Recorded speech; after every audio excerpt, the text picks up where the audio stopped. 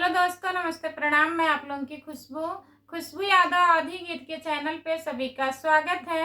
मैं आप लोगों के बीच में एक प्यारा सा बेटी विवाह गीत सुनाने जा रही हूँ। कैसा लगेगा आप लोग कमेंट में जरूर बताइएगा और ढेर सारा प्यारा आशीर्वाद दीजिएगा हमारे गाने को। घरमा से निकली हो बेटी कमाने रानी, बाबा से करेलिया राजा हो। कहवा लगैला बाबा अमवाई मिलिया हो। कहवा लगैला बसा